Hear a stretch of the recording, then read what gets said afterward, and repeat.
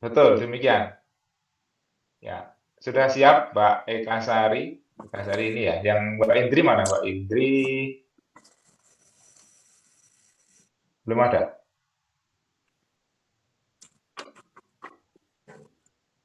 Oke, kalau gitu Mbak Eka Sari, setelah ini silahkan mempresentasikan hasil observasinya. Kemudian saya Pak. minta yang eh, memberikan saran masukan ya, tanggapan atas laporan observasi yang sudah dibuat oleh Mbak Eka Sari. Ya, baik, silahkan Mbak Eka Sari, bisa di-share. Baik Bapak, terima kasih atas waktunya. Sebelumnya sudah terdengar jelas nggih Pak suara saya nggih Pak? Ya, sudah Mbak. Mohon Baik, izin untuk menyampaikan share PPT dibantu oleh teman saya Mbak Puspa. Sebelumnya terima kasih kepada teman-teman juga. Saya di sini sharing berbagi pengalaman saya tentang observasi kemarin di SMK Negeri 6 Surakarta. Baik, sebelumnya Assalamualaikum warahmatullahi wabarakatuh. Waalaikumsalam warahmatullahi wabarakatuh.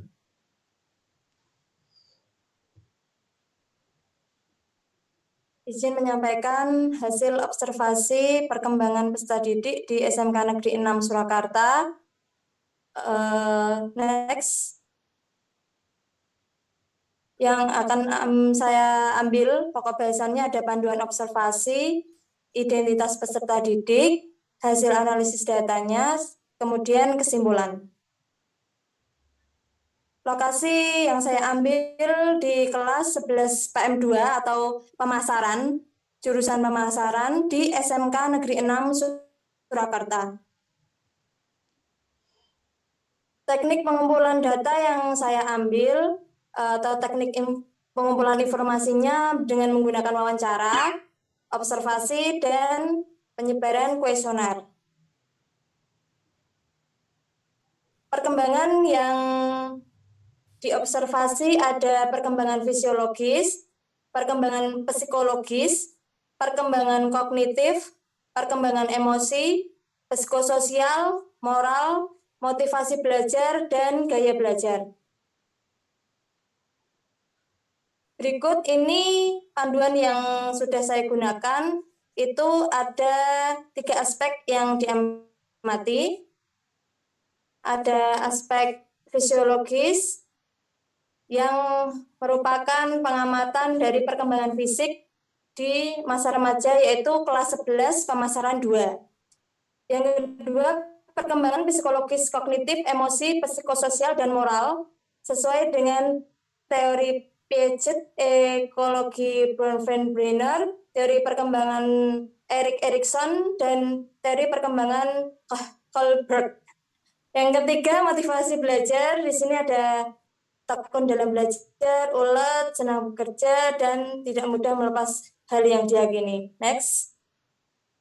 Hasil observasi di sini saya mengambil 2 sampel, yaitu Meisha, saya ambil perwakilan dari siswi kelas 11, dan Ivan merupakan siswa kelas 11 pemasaran 2. Jadi saya ambil 2 sampel siswa dan siswi, laki-laki dan perempuan. Next.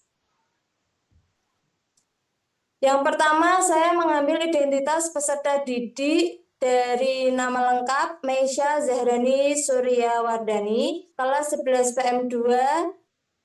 Dia lahir di Sragen 2 Februari 2006, sekitar usia 17 tahun, besok bulan Februari. Alamatnya di Sangiran RT 11, Krikilan Kalijambe, Sragen. Asal sekolah SMK Negeri 6 Surakarta dengan berat badannya 58 kg dan tingginya 155 cm. Next, ada peserta didik yang kedua, itu nama lengkap Muhammad Ivan Darmawan. Dia lahir di Surakarta 3 Januari 2006, sudah berusia 17 tahun, kelas 11 PM2. Alamatnya di perumahan Queen Garden 5, Blok C 11 Waru, Baki, Sukoharjo. asal sekolah SMK Negeri 6 Surakarta, berat badannya 55 kilo, tinggi badan 165 cm.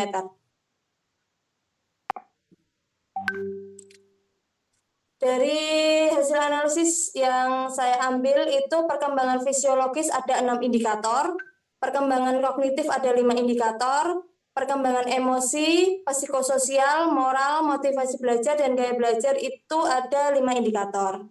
Next. Untuk perkembangan fisiologis yang pertama ada Meisha, ini merupakan siswi yang kurang proporsional karena agak gemoy atau lebih tepatnya agak gendut sedikit ya. Berat badannya 58, tingginya 155 cm. Kalau untuk proporsional idealnya itu sekitar harusnya 45 kilo. Tapi di sini Meisha beratnya 58 kilo, agak gembul dikit. Lanjut untuk yang perkembangan fisiologis, Meisha di sini melakukan kebersihan kuku dan rambut, memperhatikan kelengkapan dan kerapian dalam berpakaian seragam maupun persiapan ketika di sekolah itu sudah lengkap. Memiliki kemampuan pendengaran yang baik, namun untuk penglihatannya kurang baik karena siswi tersebut -1, walaupun minus, dia tidak mau menggunakan kacamata karena kebetulan agak kurang suka memakai kacamata, padahal dia minus. Selanjutnya untuk riwayat penyakit, dia belum ada yang serius, termasuk sehat dan normal. Next.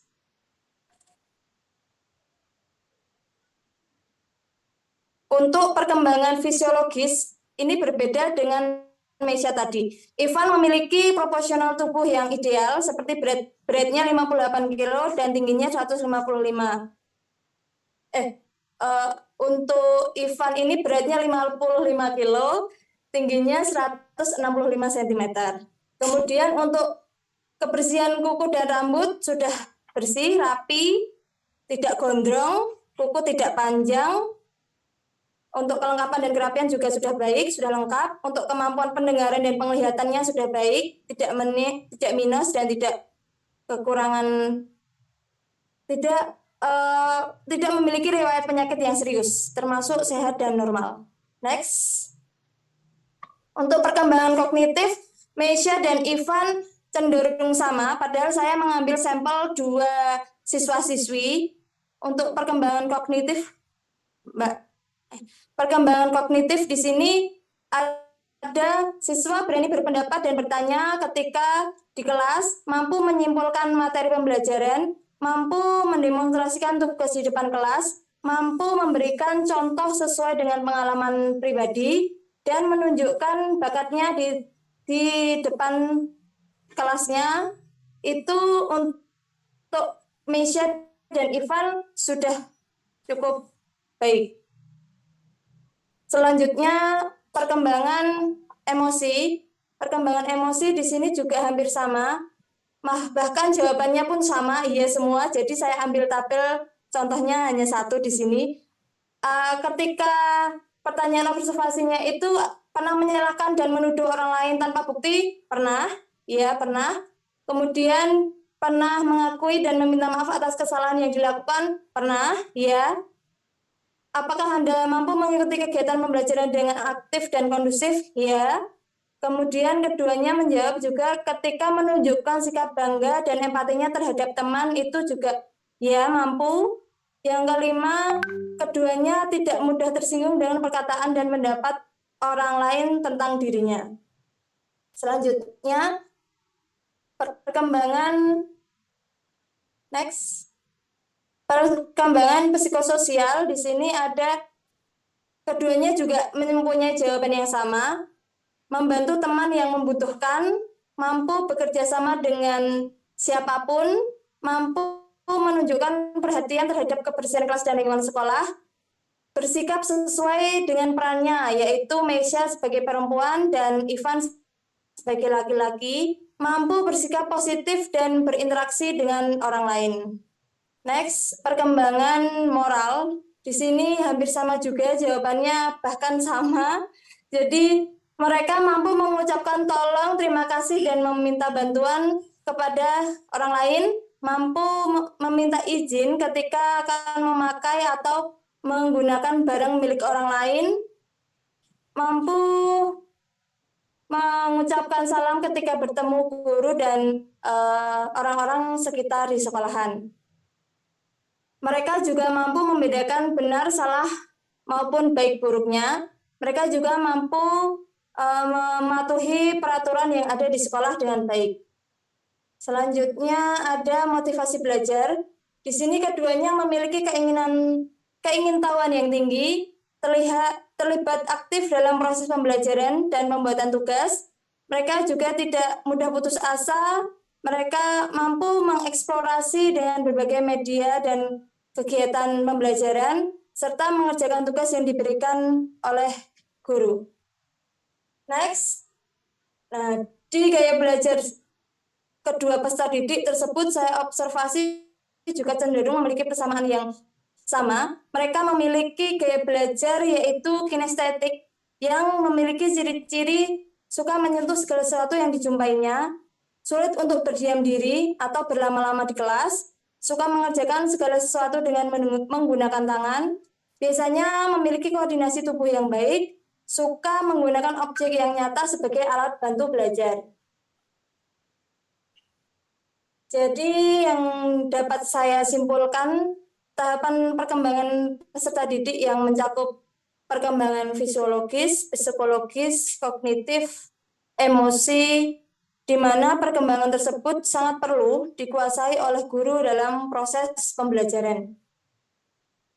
Dari hasil observasi tentang kedua peserta didik tersebut bahwa perkembangan masing-masing siswi di sini sudah baik, suasana kelas dan suasana sekolah sudah mendukung pembelajaran dan siswa-siswi juga berinteraksi secara optimal.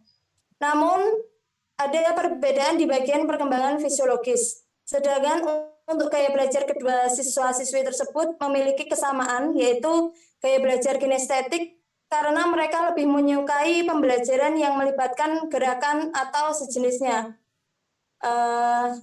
Itu yang dapat saya sampaikan. Sebelumnya ada quote of the day. Next. Sebaik-baiknya pendidik ialah pendidik yang bisa melaksanakan pendidikan sesuai dengan perbedaan karakter, tahapan perkembangan, dan kebutuhan belajar peserta didiknya. Sekian dari yang saya sampaikan. Terima kasih atas waktu yang diberikan Pak Budi dan teman-teman yang sudah menyimak. Mohon masukan dan saran kritik, monggo dipersilahkan. Terima kasih ya Pak. Sekian Pak. Ya, terima kasih Mbak Eka Sari.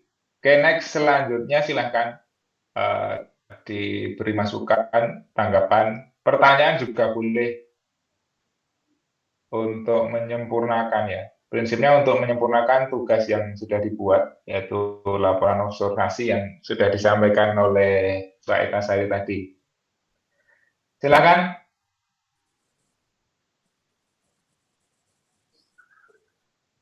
Nah, harusnya tadi saya tunjuk ya salah satu yang hukumnya fardu ain untuk memberikan komentar. Yang lain fardu kifayah. Kalau kayak gini nggak komentar semua ya. Ini harus memahami peserta didiknya seperti apa ini. Oke, saya tunjuk aja Mbak Ratna. Ya, silakan Pak ditanggapi Pak. Masukan, saran, pertanyaan juga boleh.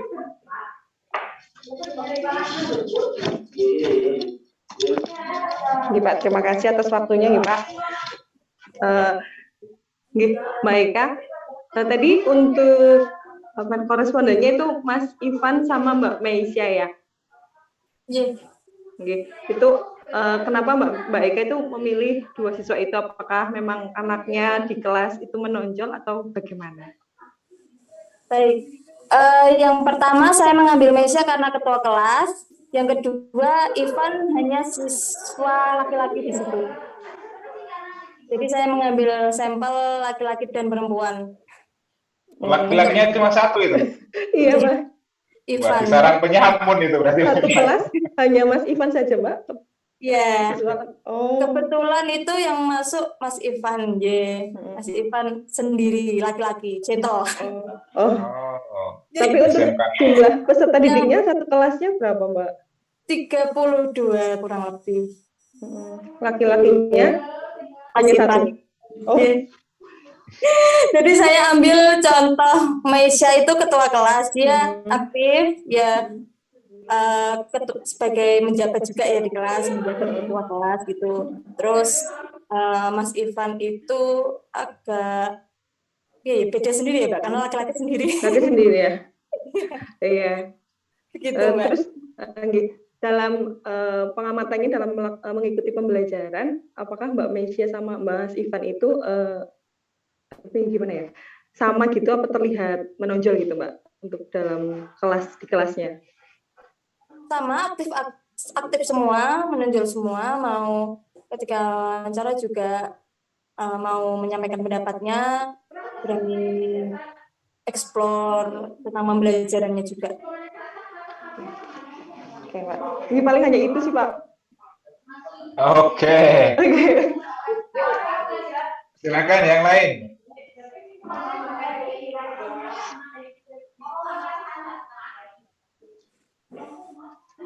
Pak Ketua, ada pertanyaan nggak atau saran? Off cam sendiri nih.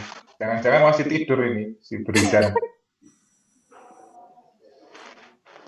Nah, nggak respon. Belum ada respon. Oke. Dulu saya juga ini, Mbak Eka. Saya PPL waktu S1, saya di SMK 6. Kalau dulu cowoknya yang saya ambil itu cowoknya ada 2 atau 3 gitu. Ini Mbak Eka ini ya cuma 1 ya cowoknya di kelas. Oke, Mbak, kalau ini Mbak, saya ingin tanya. Ini Mbak Eka sudah masuk kelas. Maksud saya sudah ngajar di kelas tersebut atau baru observasi saja? Belum Bapak, kami baru observasi PPL untuk asistensi mengajar minggu depan atau minggu ini Pak. Oke. Tapi sudah bisa mengamati ya gaya belajar peserta didik tadi. Mbak Eka mengamati atau memberikan instrumen tertentu untuk siswanya untuk mengetahui gaya belajar? Iya, saya mengamati dan menyebar kuesioner. Menyebar item beberapa item pertanyaan gitu. Ya, 5 indikator tadi Pak. Ada yang fisiologis tadi 6, fisiologis tadi 6 indikator, kognitif 5 indikator, emosi 5 indikator, psikososial, moral, motivasi belajar, dan gaya belajar 5 indikator. Yang gaya belajar 5 indikator ya? Iya. Oke. Ada yang saran masukan nggak dari yang lain? Atau sama seperti itu? Ini Mas Panggi. Silakan Mas Panggi. Mas Panggi Raisa ini ngajak ngerokok atau mau tanya? Mau tanya Pak. Mau tanya. Oh, silakan. Terima kasih Pak untuk waktunya. Ini Mbak, mau tanya Mbak terkait untuk metodologinya Mbak.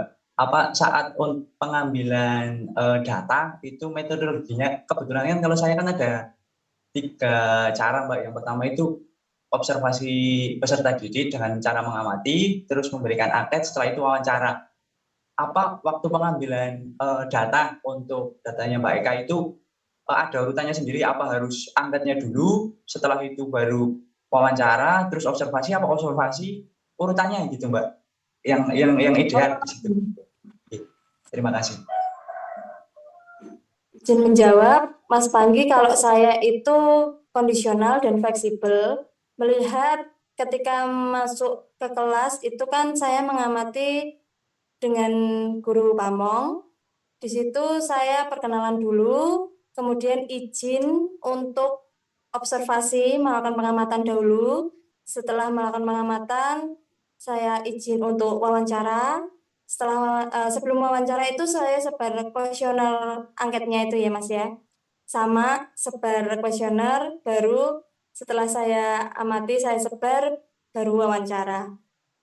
Kalau di saya fleksibel dan kondisional, Mas. kurang kurang lebihnya mungkin sama Mbak. Sama, Berarti nggih. berarti lebih cenderung kita ngelihat dulu peserta didik, setelah itu baru kita sebar berdasarkan pengamatan, terus kita milih nih, milih Ya, peserta didiknya. ya. Karena dari saya yang saya ambil itu kan Mesia, belum tahu saya kalau ternyata dia ketua kelas. Jadi sebelum melakukan sebelum sebar kuesioner ke siswa tersebut, saya kan pasti mengamati dulu. Iya, Berarti sama kurang lebihnya Mas sama kita. ya. Sama. Nggak ada yang kaku nonton enggak, Mas. Saya fleksibel dan kondisional aja. Apalagi Iya. di SMK ya Mbak. Makasih Mbak. Nah, sama toh Mas, sama dengan jenengan toh Mas. SMK 3 ya Mas.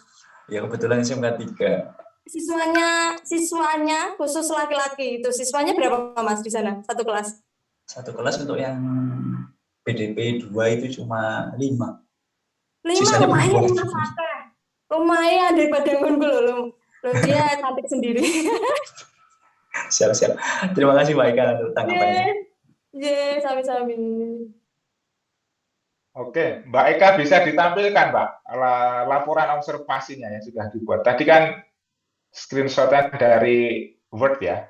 Ye, Kalau laporan utuhnya bisa di-share, Mbak, untuk teman-teman yang lain. saya kirim di Mbak Puspa untuk membantu share itu nggih, Pak. Soalnya saya kan Zoom-nya pakai HP. Ini belum bisa share kalau di HP. Saya Oke, ini minta bantuan Mbak Puspa untuk share PPT tadi, Pak. Ngapunten nggih, Pak. Ini sebentar nggih, Pak. ya, oke, enggak apa-apa. Terus gini kan, laporan observasi ini harapannya dengan laporan ini bisa membantu Anda untuk menyiapkan strategi pembelajaran yang pas gitu loh. Nah, Ye. dari observasi, laporan observasi yang sudah Anda buat, ini sudah buat semua belum? Sudah ya? Nah, dari observasi yang sudah dibuat, laporannya, hasilnya seperti itu, kira-kira sudah ada gambaran belum? Nanti menggunakan strategi pembelajaran apa? Model yang dipakai apa? Metodenya bagaimana? Itu sudah ada gambaran semua? Di sini ya, Pak. Ini Word napa PDF, Pak Nyun? Nggak apa-apa, buat ini nggak apa-apa. Yang penting susunannya coba saya lihat. Oh iya. Diturunkan. Ngapunten nggih, Pak kalau salah. Nggak apa-apa. Nggak ada yang salah, nggak ada yang benar, nggak ada format baku kok ini.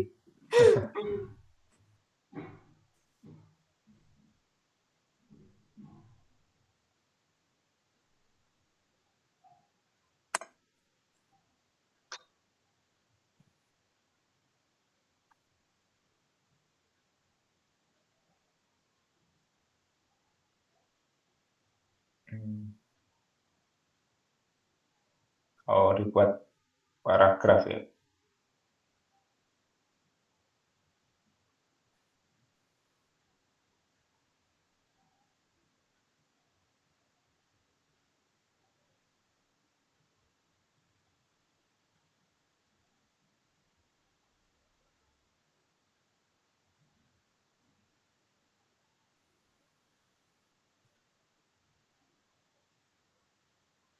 Supaya saya belajar tadi, Pak. Kayak belajar.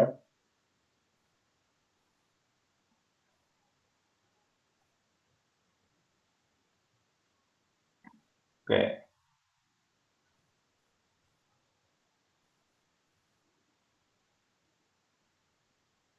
Yang bawah diturunkan sedikit.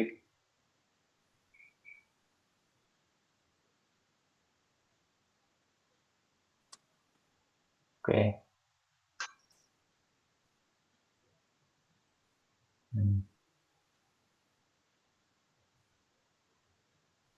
Kalau hasil yang dari instrumen atau kuesioner itu nggak ada yang ditampilkan, Pak. Bawa sendiri, Pak. Macam Tampilan. tabulasinya gitu. Oh, yang paling bawah. Iya. Oke. Saya kira cukup. Oke. Ada yang lain nggak memberikan masukan saran? Kalau nggak ada, lanjut ke presentator berikutnya.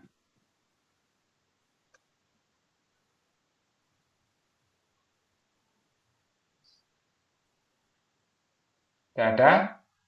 Kalau tidak ada, berarti lanjut ke Mbak Indri yang presentasi.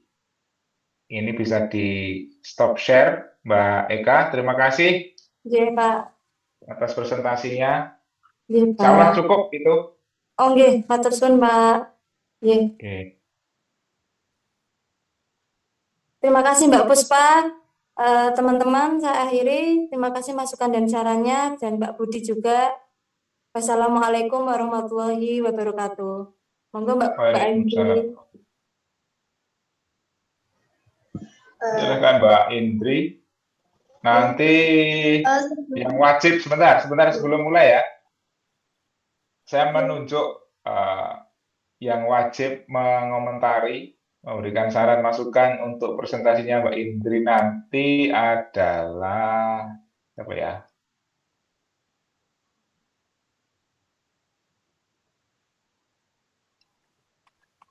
Mbak Titi. Oke, Mbak Titi nanti wajib fardu ain, yang lain fardu kifayah ya. Yuli juga boleh, tambah Yuli. Nggih, Pak. Oke, silakan Mbak Indri. Baik, Bapak. Terima kasih. Sebelumnya saya minta tolong teman saya, Mas Reza, untuk izin sunscreen. Dibantu oleh Mas Reza. Oh, ini pakai HP juga? Iya, Bapak. Soalnya di sini susah sinyalnya. Oke. Baik. Saya mulai ya, Bapak. Assalamualaikum warahmatullahi wabarakatuh. Sebelumnya mohon maaf karena nanti caranya itu ramai karena di sini saya lagi di kantor kecamatan Bapak, karena di rumah susah sinyalnya, jadi nyari sinyal yang lumayan kenceng gitu. Nah, di Kantor sini kecamatan.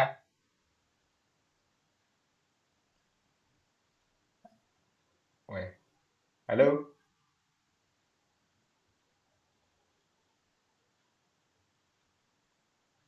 Wah, jangan-jangan malah terlempar ini.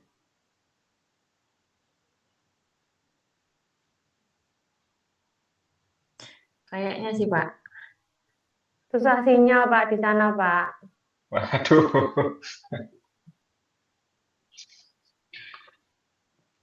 Halo Mbak Indri. Lah, hilang.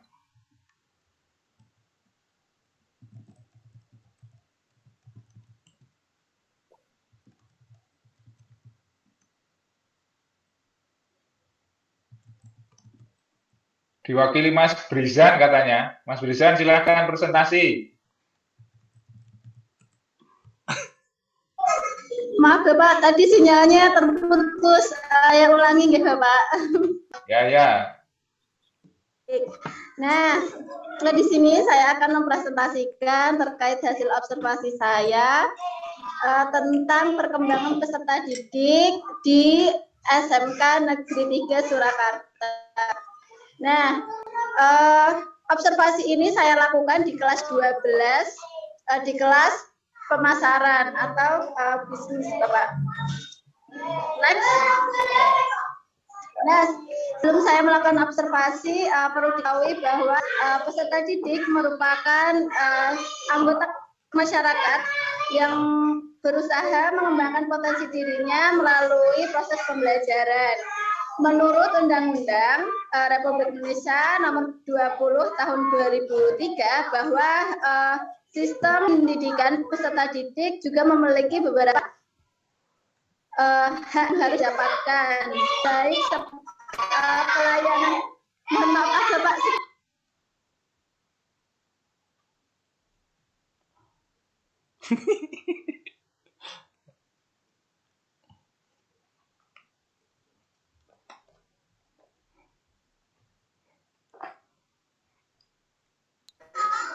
Saya lanjutkan Bapak karena rame anak-anak TK.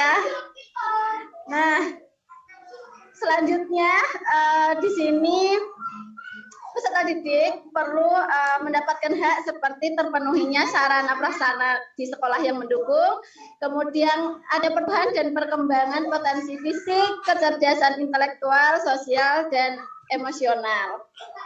Selanjutnya, nah di sini saya mengambil 2 subjek, yang satu laki-laki, yang satu perempuan. Di sini ada Abdiyakta Amta yang lahir di Surakarta tanggal 29 Juni 2005. Adiknya ini beralamat di Lukan, Solomadu, Karanganyar, Tengah. Kemudian yang kedua ada Dek Nabila Iva yang lahir di Jakarta tanggal 3 Januari 2005. Alamatnya di Janggalan, Debres, Surakarta, Jawa Tengah. Lanjut. Nah, pada tahap perencanaan observasi, saya menentukan pedoman untuk observasi saya. Yang pertama ada perkembangan fisiologis peserta didik. Di sini saya mengamati terkait tinggi badan dan berat badan. Kemudian yang kedua perkembangan fisiologis yang dimana ada kognitif, kemudian emosi, kemudian sosial dan moral. Kemudian selanjutnya ada motivasi belajar dan gaya belajar. Next. Setelah saya menentukan pedoman yang saya gunakan untuk observasi, kemudian saya mendapatkan hasil analisis data. Yang pertama terkait Ade Abdiyakta Amta. Pada perkembangan fisiknya, Di Amta ini memiliki tinggi badan 162 dan berat badan 50 kilo. Kemudian terkait perkembangan kognitifnya, saya amati adiknya ini sangat aktif dalam kelas, kemudian mampu menjawab pertanyaan yang diberikan oleh guru, kemudian bisa mengajak kelompoknya untuk berpikir begitu. Kemudian terkait perkembangan emosi, di sini Di Amta masih labil dalam perkembangan emosinya. Selanjutnya pada perkembangan psikosialnya memiliki perkembangan yang masih mencari jati dirinya. Masih suka bermain sama teman-temannya ketika di kelas begitu. Kemudian perkembangan moralnya, Abiyakta ini memiliki perkembangan moral yang baik, dapat ditunjukkan pada saat pengamatan itu dia memperhatikan guru ketika berbicara, kemudian menghormati orang lain, kemudian pada saat jam istirahat itu ketika sholat duhur, adiknya ini melaksanakan sholat berjamaah begitu. Kemudian terkait motivasi belajar, Abiyakta ini memiliki motivasi yang tinggi, dapat dilihat pada saat observasi. Saya melihat adiknya ini aktif dalam pembelajaran dan kebetulan pada saat wawancara adiknya ini menjadi ketua kelas. Kemudian suka mencoba hal baru. Hal ini ditunjukkan ketika praktek di lab. Adiknya ini mencoba pada saat praktek itu rumus-rumus digital gitu.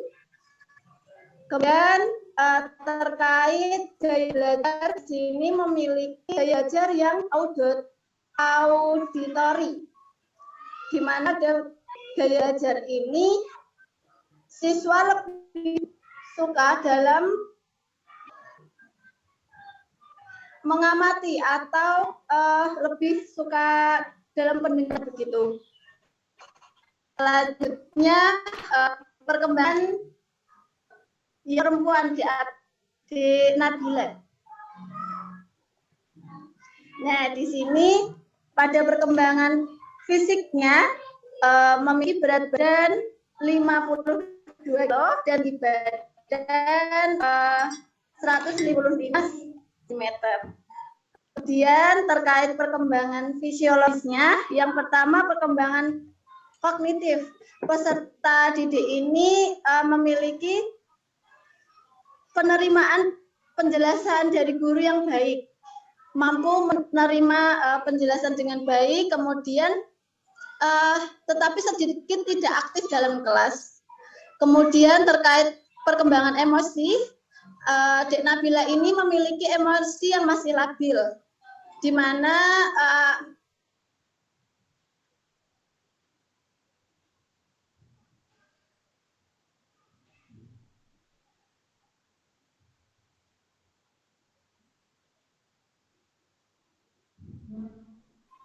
ternyata pada saat berkumpul dengan teman, adiknya ini tidak tertarik atau topik yang sedang dibahas itu tidak menarik menurut dia, jadi tidak ikut join begitu.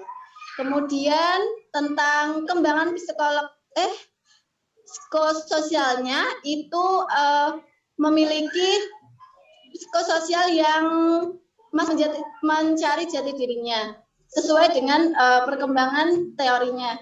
Kemudian terkait perkembangan moral, di sini sudah memiliki moral yang baik, bisa menghormati orang lain, kemudian membuang sampah dengan tempatnya. Kemudian terkait motivasi belajar, di sini cukup tinggi karena pada saat wawancara itu ternyata adiknya ingin melanjutkan kuliah atau pendidikan yang lebih tinggi lagi setelah lulus SMA atau SMK. Kemudian Dek Nabila ini memiliki gaya belajar yang visual karena pada saat diamati dan pada saat pemberian kuesioner itu menunjukkan bahwa dia itu bisa lebih memahami ketika melihat gambar atau simbol yang dia lihat begitu. Kemudian dia catat dengan baik di bukunya. Kemudian dia baca lagi ketika dia itu mau mempelajari materi itu. Next.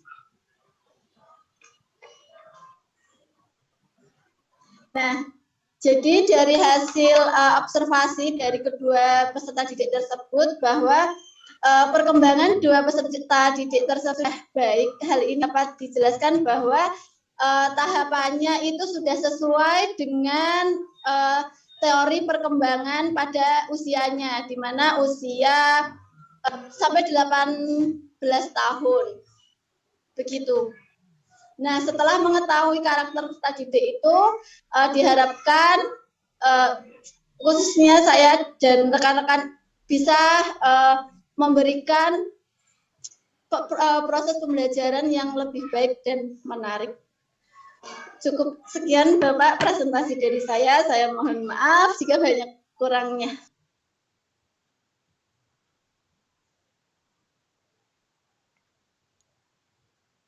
Baik, terima kasih Mbak Indri. Langsung saja ke komentator. Ya, komentator pertama Mbak Titi Ulfasari, kemudian Juli. Oke, silahkan. Baik, terima kasih Pak Budi atas kesempatan yang diberikan. Izin bertanya kepada Mbak Indri. Tadi kan sudah diketahui untuk gaya belajar masing-masing peserta didik, ada yang auditori dan ada yang visual. Nah, menurut Mbak Indri, kira-kira bagaimana cara mengoptimalkan gaya belajar peserta didik tersebut? Saya ulangi ya Mbak, terkait pertanyaannya. Tadi untuk gaya belajar, karena terdapat perbedaan, kemudian bagaimana cara mengoptimalkan dalam menerapkan pembelajaran, Mbak?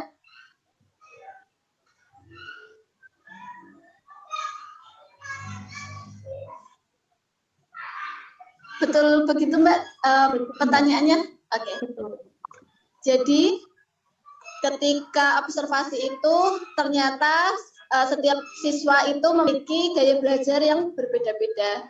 Nah, pendapat saya sendiri itu untuk mengoptimalkan gaya belajar siswa diambil yang paling menarik begitu.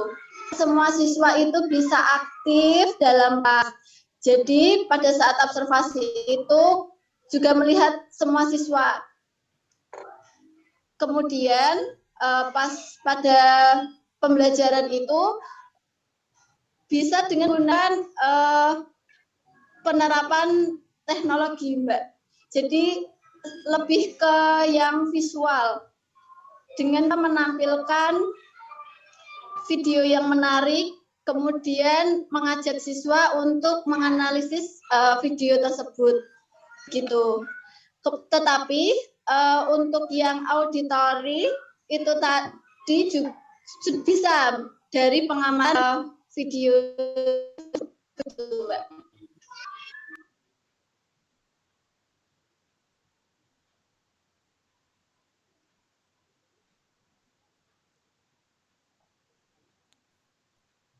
Baik, terima kasih Mbak Indri. Sekian Pak. Sudah, Mbak? Sudah Pak. Oke. Yul, masukan Pak. apa saran apa pertanyaan? Apa ya, Pak? Pertanyaan mungkin, Pak. Pak, ini video saya error, tak matiin aja ya, Pak?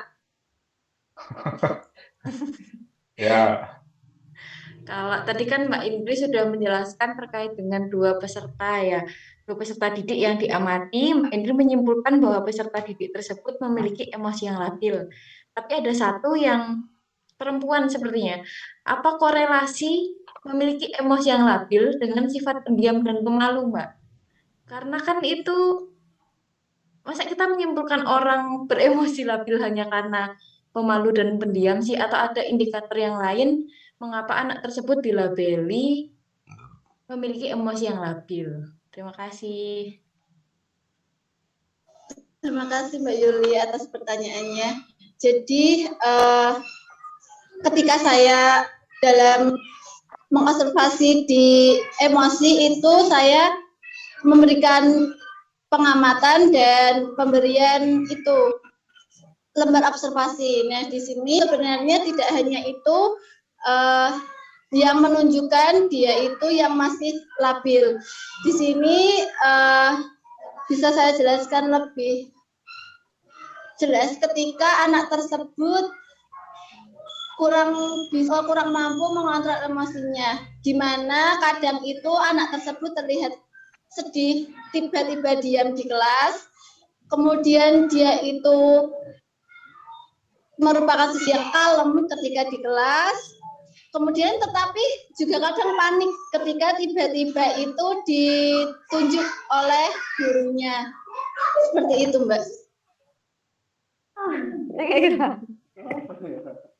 Kau periksa kayak awak main. Ayo, tapi awak udah hati. Ranik emak. Ayo. Mbak Mutiara Mbak mana Indra mau? masih ada. Masih ngobrol Mbak Mutiara. Tetap ada korelasi antara punya sifat pendiam dan pemalu dan emosi yang labil itu ya, Mbak?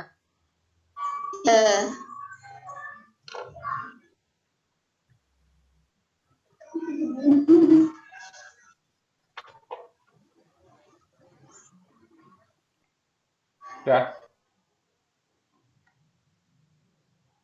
Wes Yul. Iya, Pak. Sebenarnya saya agak bingung itu loh, Pak, yang apa punya sifat pemalu dan pendiam itu juga termasuk indikator dia beremosi labil ya, Pak? Atau itu sifat bawaan yang kita nggak bisa atur gitu loh, Pak? Enggak sih, kalau saran saya, kalau misalkan indikatornya untuk mengukur labil tidaknya seorang itu jelas dari teori tertentu, dari ahli di bidang psikologis misalkan, yang itu teorinya sudah Anda dapatkan, terus Anda mengukur kondisi psikologis siswa tadi dengan indikator tersebut, kemudian hasilnya memang bisa dikategorikan labil tadi, ya nggak apa-apa. Tapi kalau cuma dari indikator pendiam, terus kalau ditunjuk tiba-tiba kaget, kok kelihatannya kurang pas itu Mbak Indri ya. Jadi kalau memang tidak bisa mengukur sampai tidak bisa mengukur sampai melabeli siswa dengan kata-kata labil tadi, ya nggak usah ditampilkan itu. Kalau memang tidak sampai ke situ ya, kita ngukur secara global saja nggak apa-apa. Maksudnya karena itu bukan, ya kita bisa lah berperan dalam pembelajaran itu, bisa melihat bagaimana kondisi psikologi siswa. Tapi kan kalau melihat secara mendalam, kita juga bukan ahlinya kan, itu bidang psikolog dan seterusnya. Nah, maksud saya begini, kalau memang tidak bisa mengukur sampai mengkategorikan labil dan tidaknya siswa tersebut, ya itu mending nggak usah ditampilkan di dalam laporan. Gitu, Mbak Indri. Tampilkan aja, karena pendiam itu bukan sesuatu yang negatif ya. Bisa jadi memang karakternya seperti itu, tapi kalau pendiamnya di sini terus dia dalam proses pembelajaran tidak mengganggu proses pembelajaran, dia tidak kesulitan, dia tidak mengalami hambatan kesulitan ketika proses pembelajaran, saya kira tidak masalah itu pendiam itu. Kalau memang pengen membuat siswa tadi lebih aktif, tidak hanya diam saja di kelas, ya gunakanlah metode-metode atau model-model pembelajaran yang bisa mengaktifkan siswa, kan begitu. Nah, dari hasil observasi yang sudah Anda lakukan ini kan manfaatnya itu, harapannya Anda bisa menggunakan hasil observasi ini, ya seperti tadi saya sampaikan, untuk menyiapkan atau memilih strategi pembelajaran yang tepat, kan begitu. Nah, pendiamnya di sini pendiam yang negatif atau enggak, Mbak Indri? Benar-benar pasif di kelas atau gimana? Si siswa tadi namanya siapa? Saya lupa. Menjawab Bapak, jadi itu ternyata adiknya itu tadi hanya pas di wawancara itu ternyata adiknya jarang masuk kelas, udah lama enggak berangkat kelas gitu, tapi tidak dijelaskan secara rinci sama adiknya, cuma bilangnya saya baru masuk Mbak gitu, karena beberapa hari nggak masuk gitu.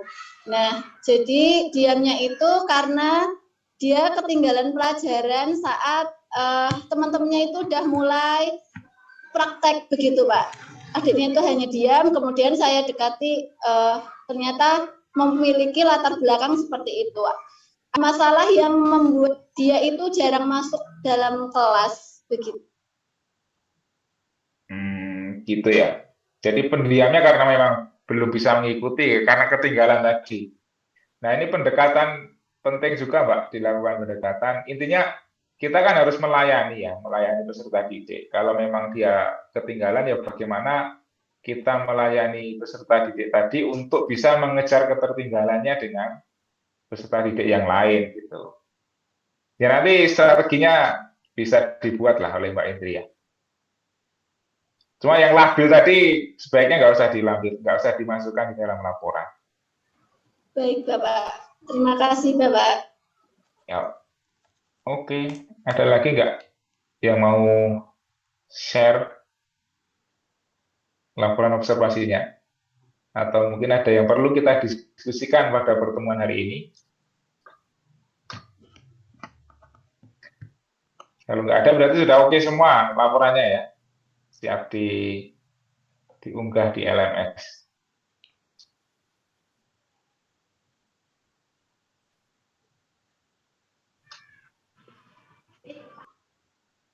Tidak ada?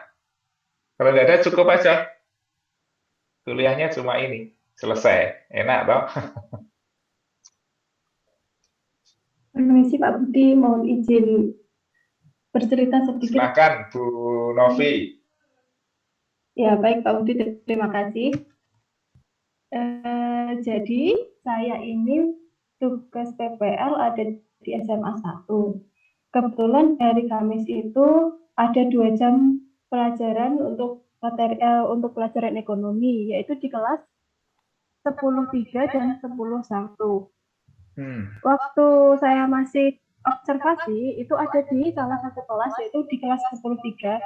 Ada salah satu peserta didik yang sudah berkali-kali diingatkan untuk fokus terhadap pelajaran yang disampaikan oleh guru, padahal yang mengajar waktu itu guru yang bersangkutan langsung, guru mata pelajaran ekonominya langsung.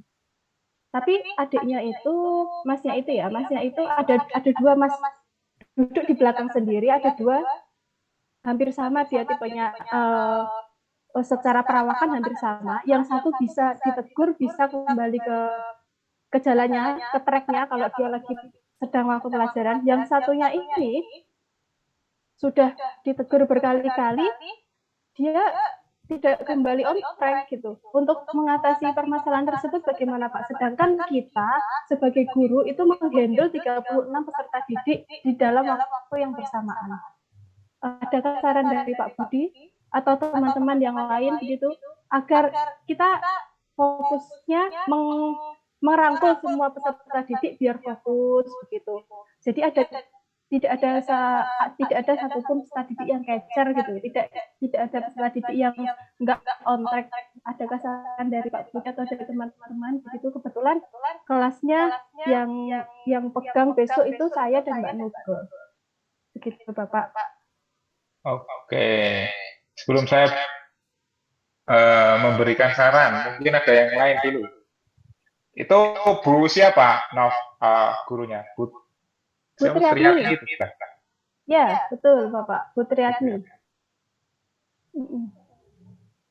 Sebenarnya kalau kasus seperti itu, kalau disampaikan di sini, saya kira karena apa ya? Itu kompleks, nah. Jadi nggak hanya sekedar ini masalah, kemudian saya bisa menyampaikan solusi. Karena apa? Kita harus tahu dulu penyebabnya apa, kan akar penyebab masalahnya apa, sehingga siswa tadi berbuat demikian, kan begitu. Jadi kalau minta saran ke saya, kamu cari tahu dulu akar penyebab masalahnya apa, kok siswa tadi sampai seperti itu. Nah, itu sebenarnya menarik kalau mau dijadikan sampel observasi. Ya, jadi jangan hanya siswa yang on the track, yang siswa itu memang paling aktif atau paling menonjol yang positif ya. Itu kan juga menonjol tapi yang negatif.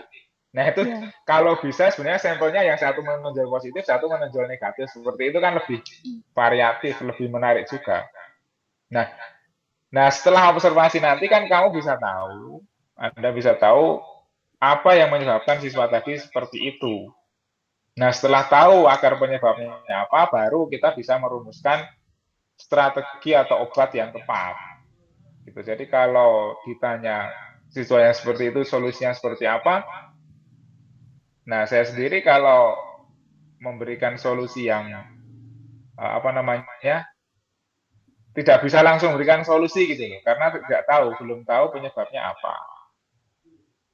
Baik. Itu kalau saya di kelas yang seperti itu sudah mengalami, lihatnya saya juga belum mengalami sih. Tapi kalau memang ada yang seperti itu, saya deketi, ajak ngobrol supaya kita juga tahu apa sih yang menyebabkan dia seperti itu. Baru kalau ada pendekatan itu lebih enak. Siswa juga biasanya lebih terbuka kalau ada pendekatan personal, ya tidak di dalam kelas ditegur gini kok nggak mau nurut dan seterusnya. Dekati itu biasanya lebih efektif dengan pendekatan personal. Nah, itu sudah kamu observasi belum, no? Individunya tadi. Untuk si anaknya tadi, kebetulan kelas yang saya observasi bukan di kelas itu, cuman waktu itu saya juga ikut observasi di kelas. Jadi saya ke bagian kelas yang diobservasi itu kelas 10.1. Nah, anak yang saya ceritakan ini ada di 10.3. Begitu, Bapak. Malah itu Pak. Kalau ngajar di kelas itu berarti kan tantangan itu. Iya. pembagiannya di kelas 10.3 itu rencananya Mbak Nuke, cuman saya juga ikut di situ. Jadi istilahnya saya juga ngebantu mengkondisikan kelas begitu, Pak. Nanti Mbak Nuke yang menyampaikan materi, saya mengkondisikan. Nanti kelas sebaliknya juga seperti itu. Oke. Karena itu gimana ya, kompleks ya masalah seperti itu. Bisa karena memang gaya belajarnya seperti itu, dalam artian orang yang kinestetik itu kan cenderung susah diem kalau kinestetik. Kalau atau mungkin dia bosan dengan mata pelajaran itu, dia nggak suka dengan gurunya, nggak suka dengan materinya, kan bisa saja. Iya. Dan nanti harus tahu penyebabnya itu apa, baru kita merumuskan strategi yang tepat. Nah, kalau dalam PPG itu biasanya diarahkan begini. Kalau yang Daljab kemarin itu kan banyak dah, permasalahan itu banyak. Ada yang siswanya motivasinya rendah, kemudian siswanya prestasi belajarnya rendah dan seterusnya. Masalahnya kompleks. Nah, kemudian dari permasalahan tadi kan dicari akar penyebab masalahnya apa. Dalam PPG itu biasanya diarahkan, carilah akar penyebab masalah yang masalah tadi itu bisa diselesaikan dengan menerapkan pembelajaran yang inovatif. Begitu. Karena itu terkait dengan praktek PPL dan juga UKIN ya. Membuat instrumen RPP dan modul ajar atau modul ajar di kurikulum Merdeka itu kemudian diarahkan supaya penyelesaian masalahnya itu dengan pembelajaran yang inovatif, yang dirancang dengan menyusun RPP tadi, kemudian praktek PPL sampai dengan UKIN. Gitu. Nah, kalau permasalahan itu memang bisa diselesaikan dengan pembelajaran yang inovatif, itu lebih bagus lagi, lebih tepat. Itu tantangan buatmu, Nov, berarti. Cari dulu penyebabnya apa, baru kasih obat. Kalau nggak tahu penyebabnya, ya susah mau memberi obat. Kan begitu, kayak dokter lah. Guru itu kan sebenarnya juga seperti dokter. Pasiennya peserta didik. Kita harus tahu keluhannya apa, penyakitnya apa, terus kita ramu obat yang tepat. Kalau kita nggak tahu akar penyebab masalahnya apa, terus tiba-tiba dikasih obat A misalkan, ya kalau pas, kalau nggak pas, malpraktek juga. Itu di dalam dunia pendidikan ada istilah malpraktek juga. Karena peserta didik itu sebagai pasien kita, kan begitu. Gitu kurang lebih, Nov. Atau mungkin dari yang lain silahkan kalau sudah ada pengalaman yang senior kayak Mas Brizan ini mungkin sudah ada pengalaman. Mohon izin Pak Budi. Ya, Mbak. Suara saya terdengar ya Pak ya? Jadi terdengar. Saya mau cerita juga. Jadi di dalam kelas itu saya juga pernah menemui kasusnya ya hampir sama kayak Mbak Novi gitu. Anaknya itu kurang antusias sama kurang motivasi dalam belajarnya. Nah, kebetulan kan waktu itu para gurunya kan sedang rapat ya Pak ya. Jadi anak-anak PPL ini kan suruh ngisi dan kita kan bingung, maksudnya belum sempat nyiapin perangkat ajar, pokoknya itu belum. Jadi akhirnya kita ngisinya itu kayak perkenalan, ice breaking, terus kayak gitu. Nah di situ tuh saya menemui salah satu anak cewek, jadi itu dia kayak menyendiri gitu Pak, nggak antusias, terus kurang motivasi, walaupun dia duduknya berkelompok, dia itu kayak pokoknya menyendiri, terus kadang main HP sendiri. Terus nah waktu itu kan posisinya saya udah nyebar angket yang buat itu Pak, lembar observasi kan udah saya sebar. Jadi saya kan penasaran ini anak kenapa. Terus akhirnya itu sama salah satu teman saya kan kita ngisi yang itu loh, teman-teman yang 16 personalities kemarin yang anak-anak satu kelas ngisi. Ya akhirnya satu kelas itu saya suruh ngisi itu. Setelah ngisi kan setelah ngisi beberapa lama kan tak lihat ya Pak, ternyata anak saya cari tahu itu kenapa anak itu kurang motivasi. Itu saya lihat sekilas itu kayak ada masalah keluarga gitu Pak.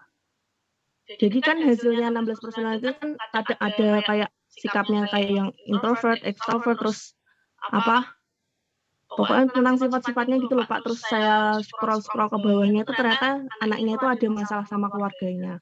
Terus sama kayaknya kata-katanya gini, kalau anak itu bisa semakin memendam emosinya nanti lama-lama itu bakalan kayak membludak gitu Pak.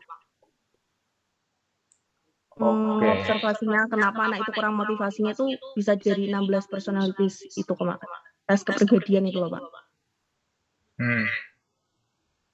Jadi pakai instrumen itu ya. Dan ada indikasi ada masalah keluarga di keluarga siswa tersebut. Atau Iya, memang tapi sudah ada masalah? ya kan anaknya sempat tak tanya, kamu ada masalah keluarga ya Dek? Terus enggak Kak, tapi jawabannya tuh kayak gimana gitu loh Kak. Pak. Enggak jujur, kayak enggak jujur gitu ya. Iya kan kalau dari hasilnya temennya kan hampir rata-rata akurat. Terus rata-rata juga anak kelas itu introvert semua. Ya kayak gitu. Introvert semua. Iya rata-rata.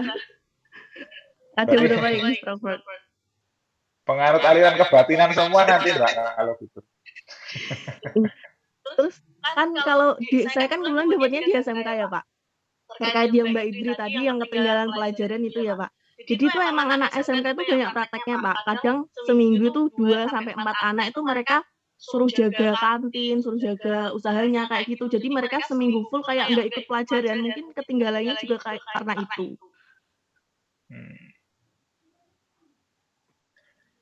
Ya intinya begini ya. Intinya apapun masalah di kelas Anda yang nanti Anda ampu itu, saya harapkan ya kita semua berharap ya semoga Anda bisa menyelesaikan masalah-masalah itu dengan strategi yang tepat, gitu ya. Nah, salah satu cara menuju ke situ kan dengan membuat observasi ini ya. Kita observasi dulu, menemukan penyebab masalahnya apa, baru kita menerapkan strategi yang pas. Kok ada Ibul? Nyusup. Ini ada penyusup masuk ternyata. Senior kalian. Sampai mana tadi lupa nih gara-gara itu. Tadi menerapkan strategi yang pas. Kemudian kalau memang itu ada permasalahan yang eksternal ya, seperti keluarga, itu kan sudah sebenarnya bukan ranah kita lagi. Ranah kita ya di sekolah itu kan gitu. Ranah kita di sekolah itu sudah ranahnya ke guru BK kalau di sekolah ya. Hanya saja kalau kita di kelas ya kita beri pelayanan yang maksimal, kita bisa berperan sebagai orang tua mereka lah kalau di kelas, ya sebagai pendidik, sebagai teman mereka, orang tua mereka di dalam kelas. Kita mengoptimalkan peran kita di dalam kelas dan di sekolah. Kalau di luar ranah kita ya nggak usah lah kita ikut campur terlalu dalam gitu, karena memang sudah ya bukan ranah kita lagi. Atau mungkin ada permasalahan yang terkait itu dengan kebijakan dan seterusnya ya kita nggak usah, kita fokus saja ke pembelajaran di dalam kelas. Gitu aja sih kalau saya. Terus Mas Panggi tadi kenapa raise hand tadi? Ini Pak, terkait yang permasalahannya Mbak Novia tadi Pak. Hampir sama sih sebenarnya di tempat saya juga sama seperti itu Pak. Bahkan memang pendekatan yang dilakukan ini secara personal. Waktu itu saya juga pendekatan secara personal Pak. Ada salah satu siswa di BDP 2 itu dia sering tidur Pak. Sering tidur. Ketika kita dia sering tidur. Terus sempat juga dari teman-teman TPL Mas Bahrul, Mas kita bangunin aja gimana? Jangan udah biarin aja dulu, jangan seperti itu caranya. Nanti malah anaknya tersinggung, malah nanti kita dapat masalah. Gitu. Memang pendekatannya kalau menurut saya sih lebih ke personal dan kalau bisa jangan di sekolah. Kalau menurut saya, waktu itu memang saya lakukan pendekatan secara personal. Waktu mau pulang tak ajak ngobrol, kamu dari BDP 2 ya? Iya Pak, saya BDP 2 ya. Mau kemana? Mau pulang ya? Yuk duduk sini sama bapak tak traktir es teh untuk SMK. Harapan kaya sih, harapan kaya. Ini sini duduk dulu nggak apa-apa. Terus duduk-duduk ngobrol, memang kesimpulannya sih sebenarnya kenapa kok dia seperti itu memang seperti yang Bapak bilang, memang ada permasalahan eksternal di luar. Gitu. Saya nggak bisa ngomong dalam artian di sini di-share di sini karena memang saya udah janji kebetulan sama anaknya, tidak akan saya jelaskan ke teman-teman. Tapi memang di sisi lain memang kadang anak itu punya permasalahan yang mungkin tidak bisa kita selesaikan, begitu. Terutama terkait permasalahan di keluarga seperti itu. Jadi kalau bisa sih kita pendekatan secara eksternal dulu, pendekatan secara personal. Setelah itu syukur-syukur kalau ada pendekatan seperti itu biasanya anak itu lebih enak terbuka. Seperti itu. Harapannya sih di pertemuan besok ini di hari Rabu dan Kamis sih insya Allah kayaknya nggak tidur kayaknya. Soalnya pas kemarin tidur Pak. Jadi kok agak geding nih gitu Pak rasanya. Soalnya saya juga pernah sekolah kok apa seperti ini di sini gitu. Apa kok dibiarkan sama gurunya seperti itu. Jadi dicoba dengan pendekatan yang berbeda lah seperti itu. Ya mungkin itu buat teman-teman bisa buat masukan. Terima kasih Pak. Oke, terima kasih Mas Panji. Ini sudah menerapkan pendekatan personal berserta didik ya. Mungkin tidak ini makan di depan sekolah itu ya. Ngesteh ya, ngesteh. Ya, kalau memang dirasa perlu dengan cara-cara seperti itu ya silahkan. Itu juga cara yang bagus ya, karena kita bisa lebih tahu personal dari peserta didik yang bersangkutan. Kalau di dalam kelas karena ada siswa lain juga mungkin orang atau peserta didik tersebut juga enggan untuk bercerita karena ada orang banyak. Tapi kalau personal kita bisa lebih dekat, kita bisa berperan sebagai sahabat atau kakak bagi mereka, nah itu biasanya lebih efektif. Kemudian, lupa tadi mau ngomong apa lagi ya. Ini jadilah guru yang menginspirasi dan ditunggu-tunggu oleh peserta didik kalian. Biasanya sih kalau PPL itu kesannya positif semua yang selama ini saya lihat ya ketika nguji PPL seperti itu biasanya positif semua. Maksud saya Anda juga berusaha maksimal untuk mendapatkan ini tidak dipungkiri ya untuk mendapatkan nilai yang bagus supaya lulus juga di PPG ini. Sehingga Anda mengerahkan segala kemampuan untuk memberikan pelayanan yang terbaik untuk peserta didik, sehingga kesannya biasanya peserta didik yang diajar oleh mahasiswa PPL itu positif semua. Jadi mereka senang, bahkan menunggu-nunggu kelas yang akan Anda ampu. Nah, salah satu ciri guru yang baik itu kan seperti itu. Jadi ditunggu-tunggu kedatangannya. Kalau ada kasus di jam tertentu guru misalkan gurunya Yuli kemudian peserta didik merasa ogah-ogahan, nah itu yang tidak diharapkan kan begitu.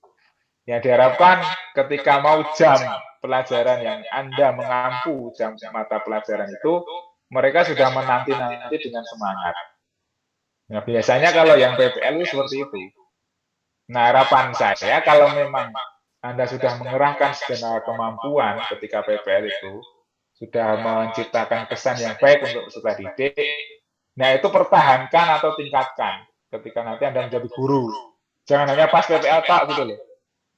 Nanti ketika menjadi guru beneran ya harus seperti itu, bahkan bisa ditingkatkan ke tingkat yang lebih baik lagi. Jangan sampai menurun. Gitu ya. Oke, mungkin ada yang lain? Kalau nggak ada cukup ya. Pertemuan kita sampai hari ini saja. Kecuali yang PPL ya, yang DPL-nya saya nanti kita masih berinteraksi ya di beberapa pertemuan. 3 kali ya Mas ya? Total 4 kali kalau nggak salah ya.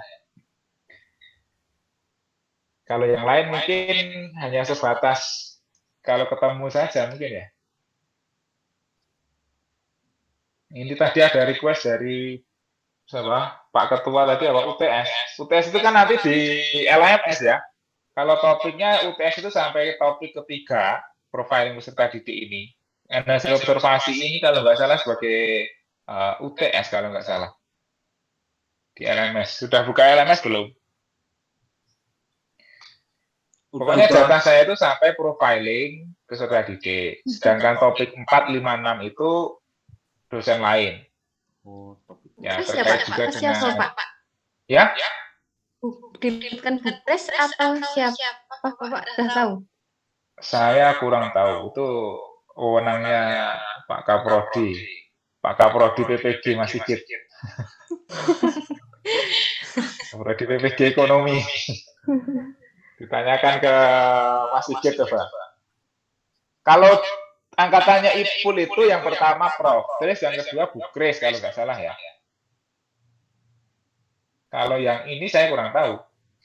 Tapi saya nggak melanjutkan sampai UAS. Jadi pertemuan kita cukup sampai di sini.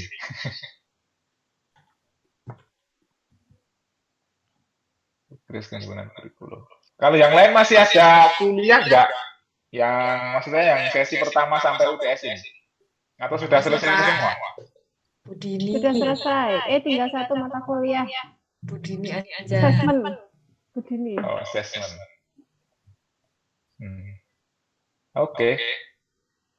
Kalau nggak ada pertanyaan atau nggak ada yang perlu kita diskusikan, saya kira cukup pertemuan hari ini. Anda bisa fokus. Ini mau kemana? Mau ke sekolah? Atau di rumah aja? Fokus ngerjakan tugas?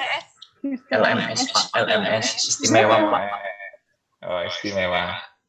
Jangan lupa ngopi, Mas Panji. Dan para ahli-ahli yang lain. Ini Brisan ini di kos apa di kos di rumahnya sendiri ini, Mas Panji? Kebetulan saya di Cilacap. Oh, Mas Panji di Cilacap. Di Cilacap. Kemungkinan paling Oh ya. Iya, ke Solo paling besok hari Selasa, Pak. Selasa sore kalau nggak Rabu pagi kemungkinan di sekolahan soalnya. Kereta. Brisan ini di Jogja apa Solo? UMS, Pak.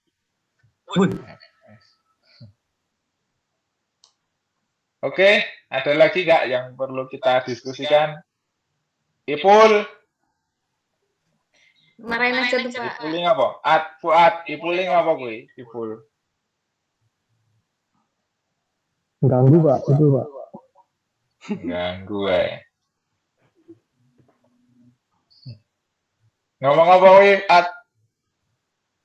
Katanya habis piknik Pak. Hah? Katanya itu habis piknik. Piknik.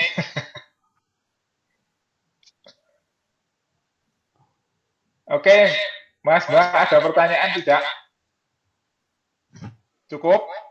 Oke ya. Kalau cukup, saya kira pertemuan hari ini kita sudahi sampai di sini. Dan ini pertemuan terakhir kita di sesi pemahaman peserta didik. Saya nggak tahu nanti ada jatah mata kuliah lagi atau enggak di kelas Anda. Karena ini farewell party jika ya. Farewell, tidak ada partinya.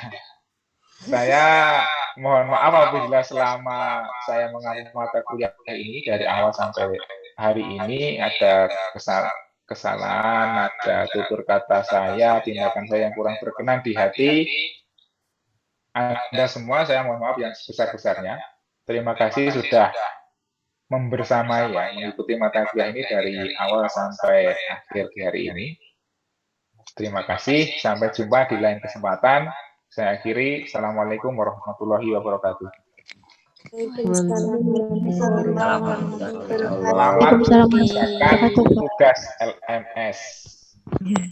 Sampai jumpa lagi. Saya tutup ya.